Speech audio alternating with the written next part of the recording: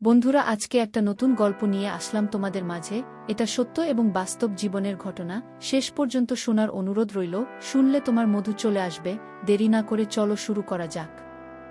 বাবার মৃত্যুর পর মাত্র 15 বছর বয়সেই আমি আমার সৎ বোনকে বিয়ে করলাম।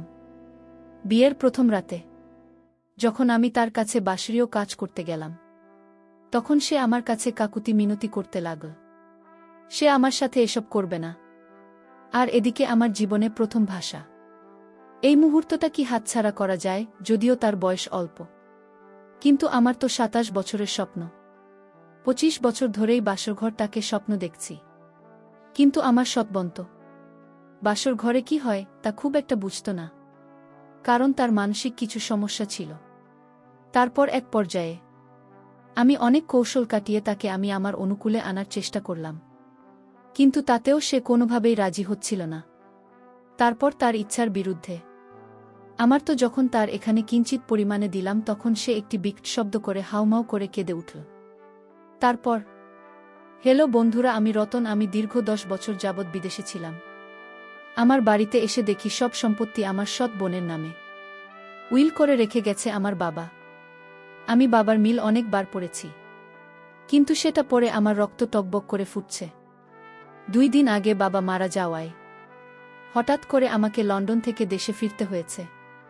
বাবার শেষকৃত্যের পর যখন তার উকিল আমাকে তার বিল দিলেন, আমি সেটা পরের আগে লাল হয়ে গেলাম। আমি লন্ডনে পেট্রোল পাম্পে কাজ করতাম। যা বেতন পেতাম তা থেকে আমার ছোটখাটো খরচের টাকা রেখে বাকি টাকা বাবার কাছে পাঠিয়ে দিতাম। সারা জীবনের পুঁজি সবকিছু দিয়ে আমার বাবা শহরে কিছু জমি কিনলেন। আমার বাবা শহরে একটা বাড়ি এবং কিছু দোকানও কিনলেন। গত 10 বছর ধরে আমি টাকা পাঠাচ্ছি। 17 বছর বয়সে লন্ডনে গিয়েছিলাম, আর এখন আমার বয়স 27 বছর। এরকম হঠাৎ বাবার মৃত্যুর খবর শুনে আমাকে তাড়াতাড়ি দেশে ফিরে আসতে হয়। বাবার মৃত্যুর পর তারা আমাকে ছুটি দিতে চাইল না। আমি জোর করে চলে আসলাম, যার কারণে সেখান থেকে আমার চাকরি চলে যায়। মনে মনে ভাবলাম, আমি যে টাকা বাড়িতে পাঠিয়েছি বাবা নিশ্চয়ই আমার জন্য গুছিয়ে রেখেছেন। তাই আমি বাড়ি গিয়ে কোনো ছোটখাটো ব্যবসা করে হলেও চলতে পারব। কিন্তু আমার বাবা রইলাম আর হোসে উড়িয়ে দিয়েছে। উইলের লেখা ছিল যে লন্ডনে যাওয়ার জন্য তোমার টাকার প্রয়োজন ছিল, তাই আমি আমার জমির কিছু অংশ বিক্রি করে তোমার টাকার ব্যবস্থা করেছিলাম। তাই এখন এই বাড়ি এবং বাকি সম্পত্তির উপর শুধুমাত্র মিলার অধিকার। যখন তুমি লন্ডনে গিয়েছিলেন তখনই তুমি তোমার ভাগ পেয়ে গেছ। এটা পরে আমার মাথা ঘুরতে লাগল। অন্যদিকে আমার বোন, যে ছোটবেলা থেকেই মেন্টাল, মাঝে মাঝে সে পাগল হয়ে যায়। যদিও আমার সৎ বোন, আমার বাবা কিভাবে তাকে তার সমস্ত সম্পত্তি দিয়ে গেলেন তা ভাবতে ভাবতে আমি প্রায় পাগল হয়ে যাচ্ছিলাম। একটি বারও বাবা আমার কথা ভাবলেন না। বিলের সমস্ত দলিলপত্রাদি ঘেটে আর একটু অংশে পরে দেখলাম শুধুমাত্র সম্পত্তি নয়, আরেকটি শর্ত দিয়ে দিয়েছেন বাবা। উইল করার সময় উইলে পরিষ্কার লেখা রয়েছে যে যে ব্যক্তি আমার মেয়ে মীরাকে বিয়ে করবে এবং সারা জীবন আমার মেয়ের পাশে থাকবে, সেই ব্যক্তি আবার কেবলমাত্র স্থাবর অস্থাবর সকল সম্পত্তির মালিক হবে। কিন্তু বিয়ের পরে যদি আমার মেয়েকে ছেড়ে সে চলে যায়, তাহলে সে সম্পত্তি আর এক সুতো পাবে না। বাবার এরকম একটা কাণ্ডের জন্য আমার জীবনটাই ধ্বংস হয়ে যাচ্ছিল। বসে বসে চিন্তা করছিলাম এখন কি করা যায়। এই ভেবে আমি আমার এক বন্ধুকে ফোন দিলাম, বললাম আমার এখানে আসার জন্য। তারপর সে আমার কাছে আসে। তাকে নিয়ে আমি একটু অন্য জায়গায় ঘুরতে গেলাম। ঘোরার সময় তাকে আমি শেয়ার করলাম সম্পূর্ণ বিষয়টা। শুনে আমার বন্ধু আমাকে বলল যে রতন, তোর কাছে এখন একটি সমাধান আছে। তারপর আমি বললাম কি সমাধান? সে বলল, তুই তো সৎ বোনকে বিয়ে করে নে, তাহলে তোর সকল সম্পত্তি আবার তোর হাতে ফিরে আসবে। বন্ধুর মুখে এরকম ধরনের কথা শুনে আমি কিছুটা হকচকিয়ে গেলাম আর বললাম, বন্ধু, এটা কি করে সম্ভব? সে তো আমার বোন। সে বলল, বোন হলে কি হবে? সে তো তোর আপন বোন না, সে তো সৎ বোন, আর সৎ বোনকে বিয়ে করা যায়। আমি আমার বন্ধুকে বললাম, বন্ধু, সে আমার সৎ বোন ঠিক আছে, কিন্তু যখন আমার বাবা আমার মা মারা যাওয়ার পর দ্বিতীয় বিয়ে করে, তারপর থেকেই তাদের সাথে আমার সম্পর্ক ভালো নেই। কোনোভাবে ভালো নেই। এখন আমি তাকে কিভাবে বিয়ে করব? তারপর আমার বন্ধু বলল, যদি তুমি তাকে বিয়ে না করিস তাহলে তোর বাড়ির অংশ পাবি না, আর তোর বাবার সমস্ত স্থাবর অস্ত্র সকল সম্পত্তি যে মীরাকে বিয়ে করবে সে পেয়ে যাবে। সুতরাং তোর কাছে এখন একটি রাস্তা, তুই মীরাকে বিয়ে করে নে আর মিলাকে ভালো ডাক্তার দেখা, তাহলে দেখবে তোর ভালোবাসা পেয়ে সে ঠিক হয়ে যাবে। বন্ধুর এরকম ধরনের কথা শুনে মনে মনে সিদ্ধান্ত নিলাম, আমি তো নিরুপায়, এখন আমি কি করব? মীরাকে বিয়ে করা ছাড়া আমার আর কোনো উপায় নেই। তারপর এক পর্যায়ে আমি আমার সৎ বোনের সাথে বিয়ের পিঁড়িতে বসতে বাধ্য হলাম। অবশেষে আমাদের বিয়েটা হয়ে গেল। বিয়ের প্রথম রাতে যখন আমি তার কাছে গেলাম, সে আমাকে কোনোভাবেই বাসারের কাজ করতে দেবে না। অর্থাৎ সে কিছুটা মেন্টাল টাইপের ছিল। সে বুঝত না ভালোবাসা কাকে বলে এবং কিভাবে ভালোবাসতে হয়। বাসর ঘরে অনেক কৌশল করেও কোনো কাজ হচ্ছিল না। তার কাছ থেকে কোনোভাবেই আমি কোনো কিছু আদায় করতে পারছিলাম না। মূলত আমার সৎ বোন ছিল কিছুটা মেন্টাল টাইপের। সেখানে আমি যখন তার উপর কোনো কিছু করতে চাইতাম তখন সে চিৎকার চেঁচামেচি করত। এরকম বাসর ঘর দেখে আমার মনটা খুব দুর্বল হয়ে গেল। মনে মনে ভাবলাম, কাকে বিয়ে করলাম যার সাথে নাকি বাসর করারই কোনো ইমেজ পাচ্ছি না। আর প্রকৃতপক্ষে বন্ধুরা, আমার সৎ বোন যদিও সে পাগল, কিছুটা মেন্টাল, কিন্তু বাবা তাকে অনেক আদর করতেন, তার প্রতি অনেকের নিতেন।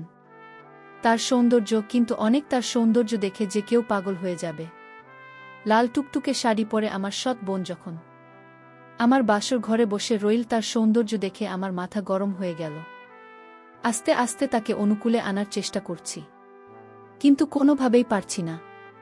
হঠাৎ করে মাথায় একটি বুদ্ধি আসলো। মিলা একটা সুস্থ মস্তিষ্কের লোক না। ভাবলাম তাকে একটি বুদ্ধি খাটালে আমি আমার অনুকূলে আনতে পারব। হঠাৎ করে আমি একটি বিদেশি চকোলেটের বক্স হাতে নিলাম এবং চকলেট আমার হাতে নিয়ে বললাম, মিলা, এটি তোমার জন্য। মিলা কিন্তু চকলেট খুব পছন্দ করত। আমি তাকে চকলেট দিয়ে দিব, সে আমার কাছ থেকে চকলেট কে নেবে। ঠিক এই মুহূর্তে বললাম, তুমি যদি আমার সাথে একটি কাজ করো তাহলে তোমাকে এই সবগুলো চকলেট আমি দিয়ে দিব। সে বলল, সত্যি ভাইজান, আমাকে সবগুলো চকলেট দিয়ে দিবে? আমি বললাম, হ্যাঁ, তোমাকে সবগুলো চকলেট দিয়ে দেব এবং আরও অনেক অনেক কিছু দিব, কিন্তু তোমাকে যে একটি কাজ করতে হবে। সে বলল, ভাইরা, কি কাজ? আমি বললাম, মিলা, এখন থেকে 2 ঘন্টার ভিতরে আমি তোমাকে যা যা বলবো তুমি তাই করবে, তাহলে তোমাকে এই যে পুরো বক্সের চকলেট দিয়ে দিব। মিলা বলল, সত্যি ভাইজান? ঠিক আছে, যাও, তুমি আমার সাথে যা যা মন চাই তা করো, কিন্তু তারপর আমাকে চকলেটগুলো দিয়ে দেবে। আমি বললাম, আচ্ছা ঠিক আছে। তারপর মিলাকে আমি আপন করে নেওয়ার জন্য আস্তে আস্তে তার সাথে ঘনিষ্ঠ হতে চাইলাম। প্রথমে একটু ইতস্তত বোধ করল, তারপর তাকে আস্তে আস্তে আমি প্রস্তুত করার চেষ্টা করলাম, আর কিছু কিছু মানে উচ্চাকাঙ্ক্ষী করার চেষ্টা করলাম, যাতে সে আমার প্রতি কিছুটা দুর্বল হয়। কিন্তু আমি তো একটা জায়গাতে খুব অবাক হয়ে গেলাম। বন্ধুরা, যদি আমার বোন কিছুটা মেন্টাল টাইপের ছিল, কিন্তু তার এখানে যে এত মজা লুকিয়ে আছে তা আমি আগে কখনো ভাবতে পারিনি।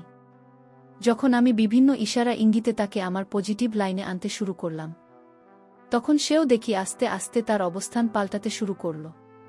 সে আমার প্রতি দুর্বল হয়ে যেতে লাগল, আর কেমন জানি নিঃশ্বাস নিতে লাগল আর উদাস হতে লাগল। বুঝতে পারলাম আমার টেকনিক কাজ হয়েছে। এভাবে প্রায় 20-25 মিনিট তাকে আকর্ষিত করার পর আস্তে আস্তে যখন আমি তার এখানে অবস্থান নিতে শুরু করলাম, যখন তার এখানে আমি পূর্ণ নিয়ন্ত্রণ নিতে শুরু করলাম, তখন আমি তাকে ভালো করে দেখলাম। এটা দেখে আমি বুঝতে পেরেছিলাম যে তার এটা এখনো অ্যান্ড ক্লিন, একেবারেই পরিষ্কার, পরিচ্ছন্ন, পরিপক্ক, এবং সেখানে ইতিপূর্বে অন্য কারো দ্বারা নিয়ন্ত্রিত হয়নি। যদিও বিয়েটা আমি মন থেকে করি নাই, তারপরও তাকে দেখে, তার ওই সৌন্দর্য দেখে আমি তার জন্য পাগল হয়ে গেলাম। রাত্রি তার সাথে স্মরণীয় করে কাটানোর চেষ্টা করলাম। এই ভেবে ভেবে আমি যখন প্রথম তার উপর নিয়ন্ত্রণ নিতে যাব, আমার এটা মাত্র কিঞ্চিত পরিমাণ তার এখানে গেলা এমন সময় সে অনেক জোরে একটা শব্দ করে উঠে বলল, ভাইজান, আমি তো মরে যাচ্ছি, আমার খুব কষ্ট হচ্ছে। তারপর আমি ভাবলাম, এই আমার সুবর্ণ সুযোগ। এখন যদি আমি তাকে ছেড়ে দেয়, তাহলে হয়তো আর কখনো এই সুযোগ আমি পাব না। এই বলে আমি তার উপর পুরো নিয়ন্ত্রণ আনার চেষ্টা করলাম। যখন একেবারে পুরোটা তার নিম্নাংশে চলে গেল, তখন সে এমন জোরে একটা বিকট শব্দ করে চিৎকার দিল যে সেই চিৎকারে বাড়ির সমস্ত লোক সজাগ হয়ে গেল। তারপরও আমি আর তাকে ছাড় দিলাম না। আমার ইচ্ছামত চাহিদা পূরণ করলাম। কিন্তু যখন ২০-৩০ মিনিট হয়ে গেল, তখন তার মধ্যে দেখলাম অন্যরকম একটি ইমেজ কাজ করল। সেও আমার প্রতি ইশারা ইঙ্গিত দিয়ে আমাকে বারবার আহ্বান করল আমি তার উপর আরও প্রবলভাবে নিয়ন্ত্রণ নেওয়ার জন্য। তারপর আমি তার উপর আরও প্রবলভাবে নিয়ন্ত্রণ নিলাম। এমনভাবে আমি তার উপর নিয়ন্ত্রণ নিয়েছিলাম, যার ফলে সে পরিপূর্ণ তৃপ্তি পেয়েছিল। এবং এই নিয়ন্ত্রণ নেওয়ার ফলেই আমাদের ঘরে পরবর্তী কিছুদিন পরেই একটি ফুটফুটে কন্যা সন্তান হয়েছিল। এবং আমার স্ত্রীর ও বিদেশে ভালো ও উন্নতমানের ডাক্তার দেখিয়েছিলাম, যার ফলে সে এখন পরিপূর্ণ সুস্থ হয়ে গেছিল। এখন আমার সংসার খুবই সুখে শান্তিতে চলছে। আমাদের সংসার সুখে শান্তিতে ভরে আছে এখন। প্রিয় বন্ধুরা, তোমাদেরকে সর্বশেষ একটি কথাই বলবো, বিশেষ করে প্রবাসী ভাইদেরকে একটি কথাই বলবো। তোমরা তোমাদের সারা জীবনের কষ্টের অর্থ তোমরা কার কাছে দিচ্ছ, যদিও সে তোমাদের পিতা মাতা অথবা কেউ একজন হয়, অবশ্যই টাকাটা কিভাবে ব্যয় হচ্ছে তা তোমরা নিশ্চিত করে দেবে। না হলে হয়তো আমার মতো তোমাদের কেউ এমন বিপদে পড়তে হবে। যদিও আমি সেখান থেকে পরবর্তীতে উদ্ধার হতে পেরেছিলাম, কিন্তু তোমরা হয়তো সেখান থেকে না উদ্ধার হতে পারে, সারা জীবনের গ্লানি ভুগতে হবে। বন্ধুরা, আজকে এই পর্যন্তই। আবারও আসব তোমাদের মধ্যে নতুন কোনো ভিডিও নিয়ে। ভিডিওটি যদি তোমাদের ভালো লাগে, তাহলে একটি লাইক দাও। প্রতিদিন আমি তোমাদেরকে একটা করে নতুন গল্প উপহার দিব, তাই তোমাদেরকে অনুরোধ করে বলছি, তোমরা যদি এরকম ধরনের ইন্টারেস্টিং গল্প পেতে চাও, তাহলে দয়া করে আমার চ্যানেলটি সাবস্ক্রাইব করো। পরিশেষে তোমাদের সকলের সুস্বাস্থ্য কামনা করি। ভিডিওটি দেখার জন্য তোমাদের সকলকে অসংখ্য ধন্যবাদ।